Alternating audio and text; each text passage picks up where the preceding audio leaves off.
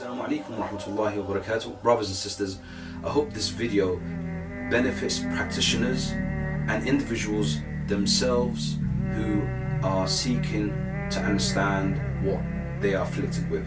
Many people ask the question, do I have jinn? Do I have the evil eye? Or has somebody done black magic to me? So inshallah, this video is to take away some doubts and give some understanding of the subject. I pray to Allah Azza wa Jal, this is a benefit to everyone. When you are afflicted with the evil eye, it is very confusing for some, and it can cause problems because people will start thinking that somebody has done something to them, and can cause issues between families, neighbors, and so on. But what I'd like to address first is that when you are afflicted with the evil eye, there are signs before you receive ruqyah, and there are signs while you're receiving ruqyah, and there are signs after you receive ruqyah. But inshallah, what I'd like to address is general signs and symptoms of the evil eye, and of them are: number one is constant yawning. Constantly yawning for no apparent reason. And this happens when you hear the adhan, when you're about to pray, when you're reading the Quran, acts of worship generally. Or sometimes just because you're talking to somebody and all of a sudden you start yawning again and again, and you can't control your yawning, and even though you've slept okay that night before. The next one is itching. Itching to the extent that it looks really weird to others, that you start itching, and to the extent you might even draw blood while itching. That's how severe it can be. Burping. Again, you will start burping and burping and burping, and for no apparent reason, for no medical reason. Hot and cold flushes. Hot and cold flushes are another sign that somebody is afflicted with the evil eye. Constantly sneezing. Sneezing for no reason. You haven't got a flu, you haven't got a cold, you're not cold, you're just sneezing.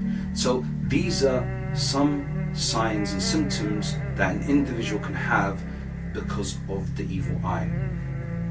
Appearance of spots and boils on the body. Okay, this is a sign that somebody is afflicted with the evil eye. Bruising in the body is another sign. For no reason. The person does not play football, they don't do an activity that will cause this bruising. The bruising appears for no apparent reason, basically.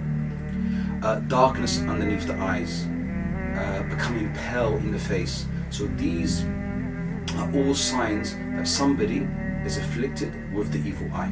Right? Is that people that suffer from the evil eye usually complain of feeling of despair, and feeling of that they're gonna die, and a certain fear that they feel of something that they do not understand. They have fear for no reason, fear of death, thinking they're gonna die tomorrow, they're gonna die when they go to sleep, and it increases and it increases, and they can't control this.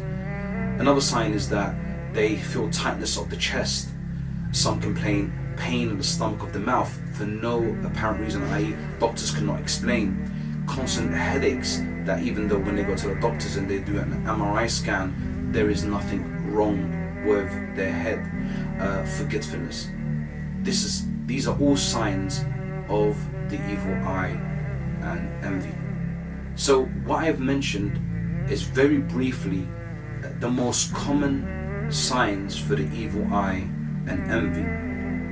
So if somebody was to come to me and they were to tell me these symptoms, I would not dwell into thinking they're possessed. I would not dwell into thinking they have black magic. Straight away I know this person has the evil eye and they need to be treated for the evil eye. If they do have black magic, that can be addressed at a later date. Till these symptoms, leave them. But at least you have a basis of starting your program, pushing forward what you need to get rid of.